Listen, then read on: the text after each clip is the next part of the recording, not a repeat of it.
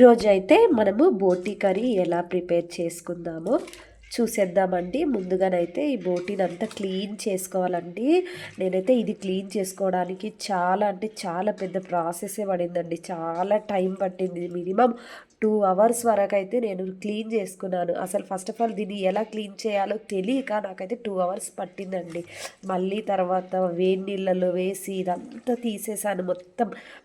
చాలా ఈ వీటి పైననైతే బొద్దల పైన మొత్తం బ్లాక్ కలర్ అయితే అంత అలాగే ఉండే మొత్తం నీట్గానైతే క్లీన్ చేసుకొని పెట్టుకున్నాను. అండ్ వీటి కొరకైతే నేను ఇక్కడ ఆనియన్స్, పచ్చిమిర్చి, అలాగే కరివేపాకు అయితే నేను ఇక్కడ ప్రిపేర్ చేసుకొని పెట్టుకున్నాను. అలాగే నేను ఇక్కడ కొత్తిమీర కూడా ఒక గిన్నెలోనైతే పెట్టుకున్నాను. ఇక మనం ప్రాసెస్లోకి వెళ్ళిపోదాము. నేను ఇక్కడ కుక్కర్ అయితే తీసుకుంటున్నానండి. ఎందుకంటే ఈ కుక్కర్లోనే ఇక అదైతే చక్కగా ఉడికిపోతుంది కాబట్టి కుక్కర్ని అయితే తీసుకున్నాను. స్టవ్ వెలిగించేసుకున్నాను. ఇప్పుడు మనము ఇందులోకి అయితే ఆయిల్ వేసుకుందామండి. నేనైతే ఇక్కడ ఒక 4 స్పూన్స్ అయితే ఆయిల్ వేసుకుంటున్నాను. నాకైతే కొంచెం ఆయిల్ ఎక్కువ ఉంటేనే కొంచెం టేస్ట్గా అనిపిస్తుంది కాబట్టి నేనైతే ఇక్కడ 4 స్పూన్స్ అయితే యూస్ చేస్తున్నాను. ఇంకా కొంతమంది అయితే కొంచెం ఎక్కువ పోసుకుంటారు, కొంచెం తక్కువ వేసుకునే వాళ్ళు కూడా ఉన్నారు. కానీ నేనైతే 4 స్పూన్స్ వేసుకున్నాను. ఇక్కడ ఆయిల్ అంతా చక్కగా హీట్ అవ్వాలి. ఇప్పుడు నేను ఇందులోకి ఆకు వేసుకుంటున్నాను, బగారాకు, అలాగే ఒక ఇలాచి, కొంచెము దాన్ని ఏమంటారండి, కొద్దిగా ఇదైతే బండ పువ్వు, దాల్చిన చెక్కనైతే వేసుకున్నాను. అలాగే లవంగాలు, మిరియాలు కూడా వేసుకుందాము. ఇప్పుడు ఇందులోకి కట్ చేసుకొని పెట్టుకున్నటువంటి వీటిని అయితే వేసేసుకుందాము.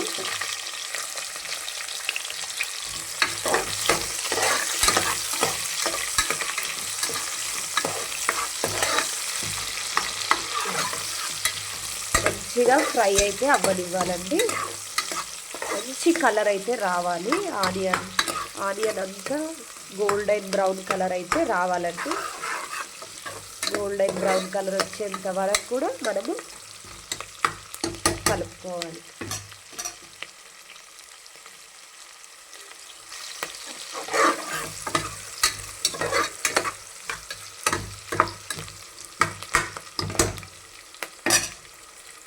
ఇప్పుడు నేనైతే ఇందులోకి కొంచెం అయితే సాల్ట్ అయితే యాడ్ చేసుకుంటున్నాను. ఎందుకంటే కొంచెము ఈ ఆనియన్స్ అయితే మగ్గాలి కదండి, అంత ఫాస్ట్గా మగ్గవు కాబట్టి నేనైతే సాల్ట్ వేసుకుంటున్నాను.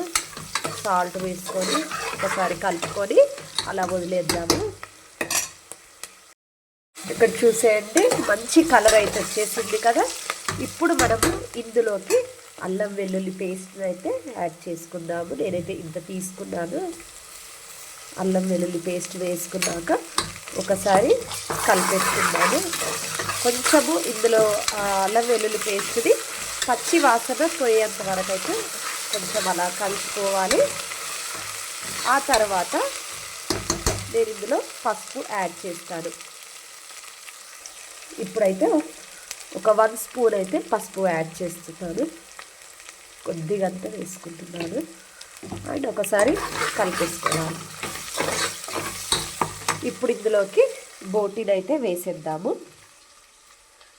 ఈ బోటీ నుండి అయితే నేను ఈ దొబ్బలను అయితే సపరేట్ చేశాను. ఎందుకంటే వాటితో పాటు వేయకూడదండి, ఇవైతే తొందరగా మగ్గిపోతాయి. వాటితో పాటు వేస్తే ఏంటంటే ఇది ఆయిల్లో కొంచెము పగిలినట్టు అవుతుంది, పేలుతుందండి, మళ్ళీ చిల్లుతుంది మొహం పైన. వీటిని అయితే ఇందులో వేసేసుకుందాము.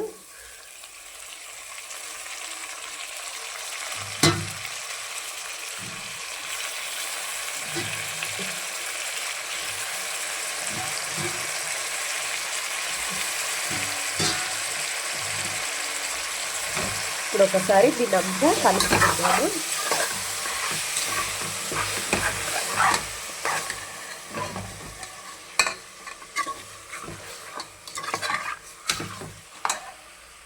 దీన్ని ఒకసారి బాగా కలిసిపోయేలాగైతే కలుపుకోవాలి. అండ్ ఈ బోటీలో ఉన్న వాటర్ అయితే కొంచెం బయటికి అయితే రిలీజ్ అవ్వాలండి. అప్పటి వరకు కుక్కర్ మూత పెట్టకుండా జస్ట్ ఏదైనా పైన క్యాప్ పెడితే సరిపోతుంది. ఇందులో ఉన్న వాటర్ చూస్తున్నారు కదండి, వాటర్ అనేది మొత్తం బయటికి రావాలి. కొంచెం ఇదంతా ఫ్రై అయిపోవాలి. ఫ్రై అయిన తర్వాతే ఇక మనము నెక్స్ట్ ప్రాసెస్లోకి వెళ్ళిపోదాము. ప్రజెంట్ అయితే నేను ఇక్కడ క్యాప్ పెట్టేస్తున్నాను. ఇప్పుడు మనము దీన్ని ఒకసారి చూద్దాము. చూడండి ఎంత చక్కగా వాటర్ అయితే మొత్తం రిలీజ్ అయిపోతున్నాయండి. ఎంత రిలీజ్ అయిపోయాయి చూడండి, ఎంత చక్కగా రిలీజ్ అయ్యాయి వాటర్. ఇప్పుడు మనము ఇందులోకి ఈ దొబ్బలను అయితే వేసేసుకుందాము. వేసేసుకొని ఇక దీన్ని ఒకసారి ఇలా కలిపేసుకుందాము.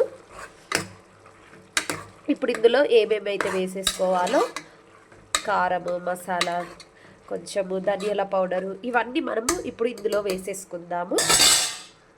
నేనైతే ఇప్పుడు ఇందులోకి ఒక 4 స్పూన్స్ వరకు అయితే కారం వేసుకుంటాను. ఎందుకంటే కారం నాన్ వెజ్లో ఎక్కువే ఉండాలి కదండి. కారం ఉంటేనే దానికి టేస్టే వేరే విధంగా ఉంటుంది. కాబట్టి కారం తక్కువ ఉంటే మాత్రం అసలు తినాలని అనిపించదండి. నాకైతే నాన్ వెజ్ అంటేనే కారం ఉండాలి ఖచ్చితంగా. ఎందుకంటే ఆ కారంతో కూడా టేస్టీగా అనిపిస్తుంది. అండ్ ఇందులోకి ఇప్పుడు నేను ధనియాల పౌడర్ అండి, ఇది జస్ట్ ధనియాల పౌడర్. ఇదైతే లవంగ, ఇలాచి, దాల్చిన చెక్క అండ్ ఇంకోటి ఏంటంటే ఇందులో కసూరి మేతి, ఇవన్నీ ఉన్నాయండి. ఇందులోనైతే ఇక మసాలా వేసేసుకుంటున్నాను.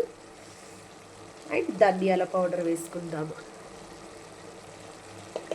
ఇప్పుడు అలాగే కొత్తిమీరనైతే ఉంది కదా, ఈ కొత్తిమీరను కూడా ఇందులో వేసేసుకోవాలి. వేసేసుకొని ఒకసారి దీన్ని బాగా కలుపుకుందాము. చాలా అంటే చాలా సూపర్గా వస్తుందండి. దీన్ని క్లీన్ చేయడమే చాలా పెద్ద ప్రాసెస్, కానీ దీన్ని వండుకొని తింటే మాత్రం చాలా అంటే చాలా టేస్టీగా, ఎంత చక్కగా రుచిగా ఉంటుందంటే చాలా సూపర్గా ఉంటుంది. ఇప్పుడు దీంట్లో కొద్దిగా వాటర్ వేసుకుంటున్నాను, ఎక్కువ కాదండి. ఎందుకంటే కొంచెం మేము ఫ్రై లాగా తింటాం కాబట్టి కొద్దిగా వాటర్ అయితే వేసుకొని ఇక మనము క్లోజ్ చేసుకుందాము. ఇప్పుడు వాటర్ వేస్తున్నాను. ఇదైతే ఒక 5 విజిల్స్ వచ్చే వరకు అయితే మనము మూత పెట్టేసుకుందాము.